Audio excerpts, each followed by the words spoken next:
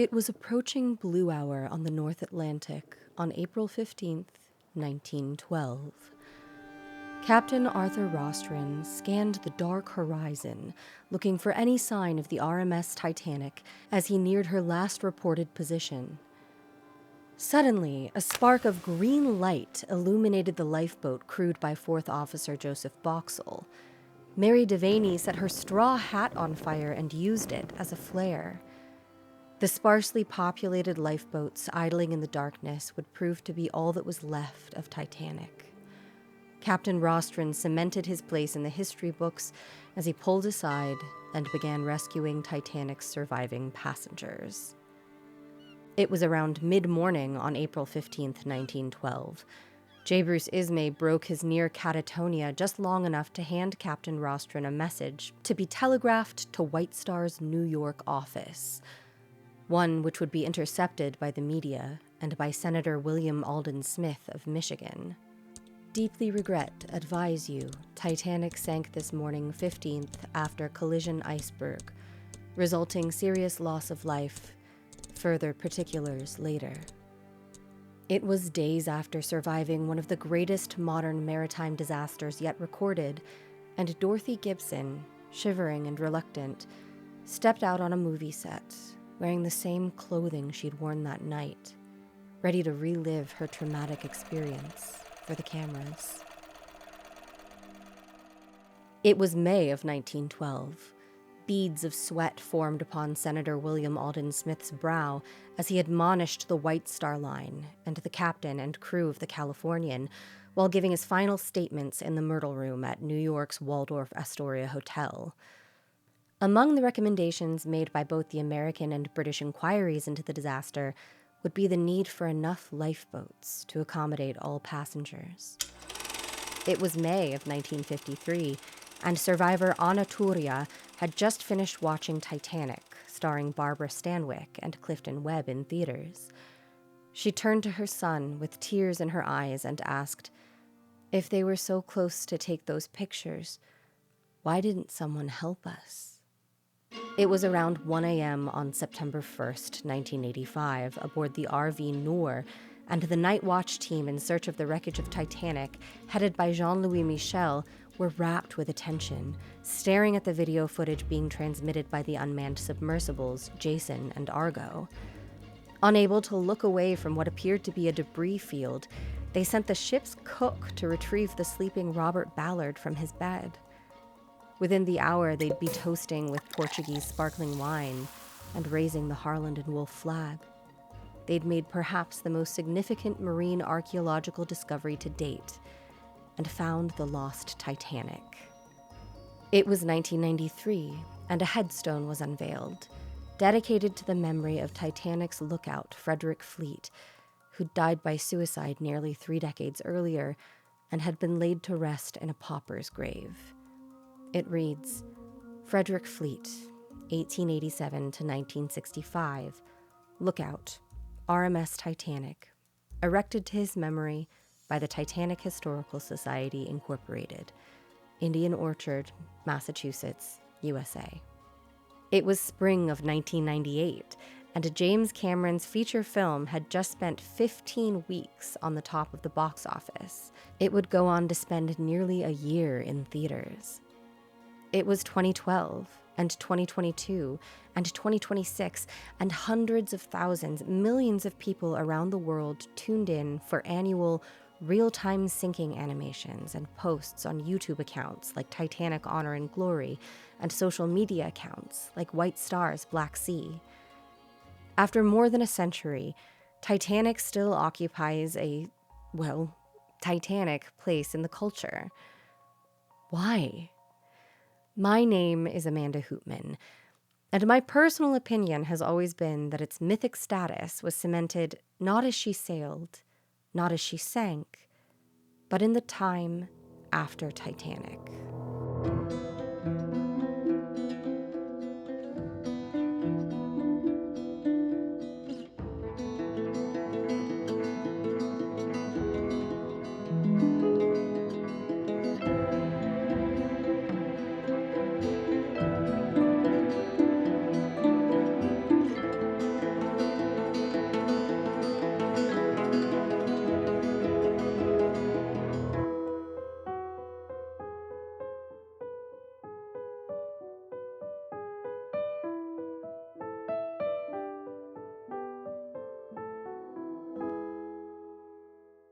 I haven't really discussed Titanic in the context of early 20th century history that much on this podcast. It was one of the deadliest maritime disasters in history at the time of its sinking and remains one of the worst peacetime disasters. This spurred the public's initial interest in the disaster, but this first wave of Titanic fever was speedily quelled with the outbreak of the First World War in 1914. The violence and tragedy of Titanic was no match for the horrors of modern warfare. Several of Titanic's surviving firemen and third-class passengers nonetheless died at sea only a few short years after surviving the disaster, the victims of wartime torpedoes. Some of them were on Titanic's little sister, Britannic. The destruction of the Great War was only to be outdone by the atrocities of the Second World War. Charles Lightoller evacuated nearly 130 British servicemen trapped at Dunkirk on his private yacht. New terrors emerged, the Holocaust and nuclear warfare.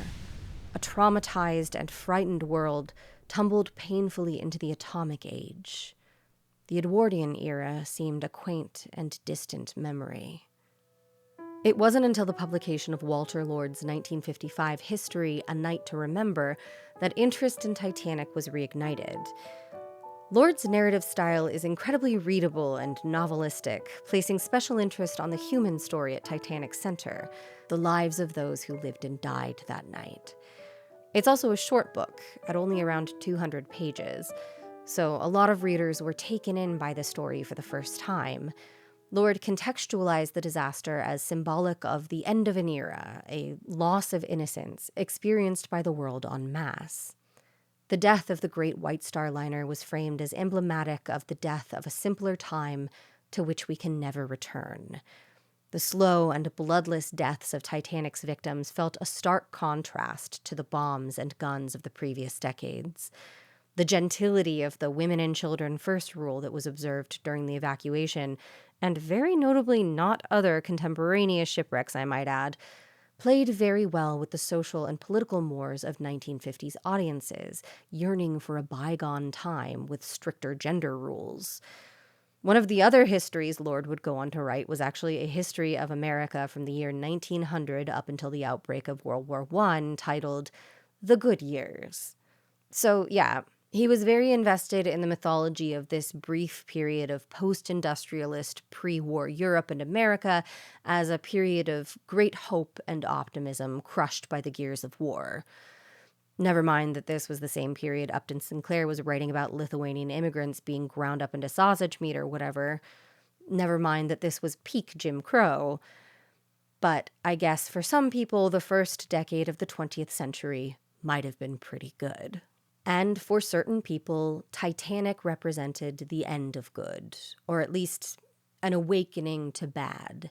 In his account of surviving the disaster, Jack Thayer wrote, "Nothing was revealed in the morning, the trend of which was not known the night before. It seems to me that the disaster about to occur was the event that not only made the world rub its eyes and awake, but woke it with a start, keeping it moving at a rapidly accelerating pace ever since, with less and less peace, satisfaction, and happiness. To my mind, the world of today awoke April 15th, 1912. Innocence was not lost on April 15th, 1912. We did not emerge from Eden into a harsher world than we'd inhabited before, but maybe we saw the harshness of the world with clearer eyes. Nonetheless, Titanic came to symbolize the death of one world and the birth of another. And she's a fine choice for a symbol. The disaster is a Shakespearean melodrama. If it never happened in real life and you wrote the disaster as a screenplay, you'd get script notes asking you to tone it down a bit. It was the greatest, most expensive, and largest ship ever built, and carrying many of the world's wealthiest and most powerful people. A monument to man's hubris that never even completed her maiden voyage. The mortal blow to the ship was dealt by a floating ice mountain, a symbol of the power and terror of nature and man's helplessness in face of it. Lord points to this element of fated tragedy in A Night to Remember. What troubled people especially was not just the tragedy, or even its needlessness, but the element of fate in it all.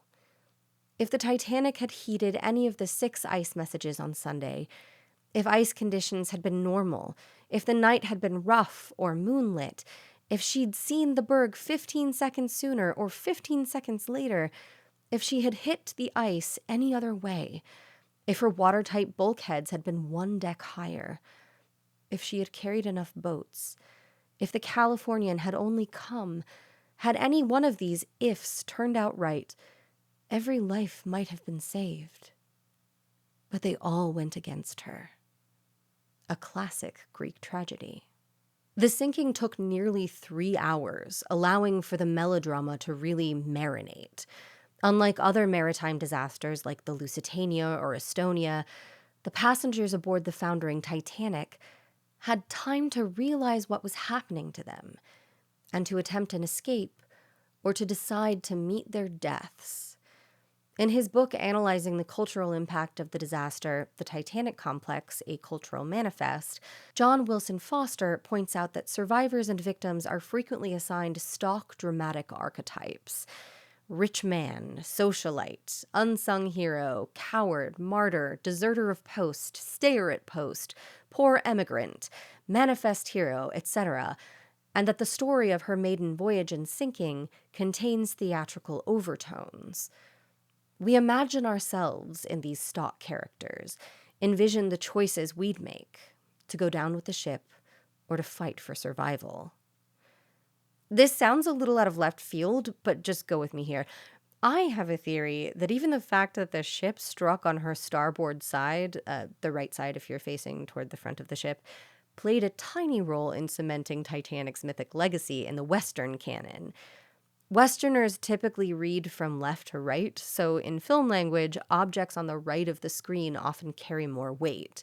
I think to the Western imagination, this mental image of the great, dark iceberg lunging out of the darkness and slicing up the right side of the vessel as she tried futilely to pull away is more visually striking than if it had happened any other way. Like a giant period on a terrifying sentence. Like, imagine the scene from James Cameron's film with the iceberg on the left and tell me I'm wrong. Someone use some editing software and flip it even. Maybe it's just me. Film studies majors, feel free to weigh in on this one. And then, of course, there's the element of class. The ship was very literally, physically segregated by social class, and then there are these disproportionate rates of survival among the social classes.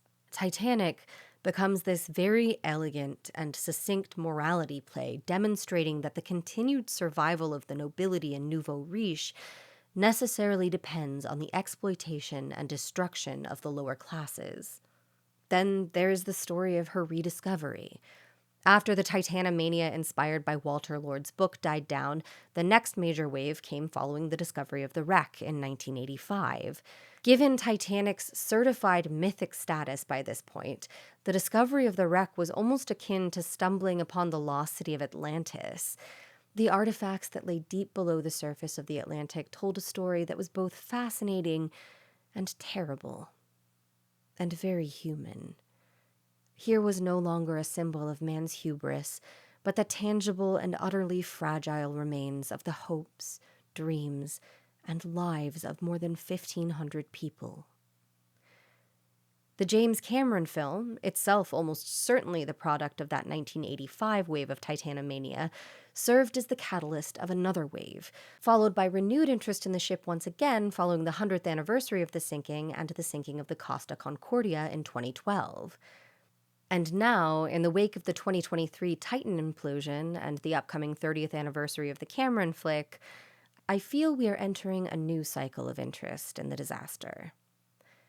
I think all of these reasons really add up to why Titanic so thoroughly captivates us, more so than other tragedies, and why she has become a part of our cultural mythology. The story seems larger than life, but it is life. It is true. It happened to real people. We return to Titanic again and again because, like all good tragedies, she is a lens through which we can observe ourselves. She was a little microcosm of society as it was then, through which we analyze society as it is now. And like all good tragedies, she inspires us to hope that next time there will be enough lifeboats, that next time the rescue will come in time, that next time every life will be worth saving, that as we drift in the wake of the before, we will resolve to improve our world and ourselves in the after. After Titanic is a podcast by Bashback Productions, written, recorded, and edited by Amanda Hootman, music by Neely Farrell, artwork by Paul Scott Canavan. Full cast list, transcripts, and sources are available on AfterTitanic.com. After Titanic is supported by our generous Indiegogo backers and patrons. Help support the podcast by heading to patreon.com/AfterTitanic, where you'll get exclusive access to our Discord server and to join an entire community of fellow Titanophiles. I'm Amanda Hootman, and it has been an honor to be your host. Thank you, always, for listening.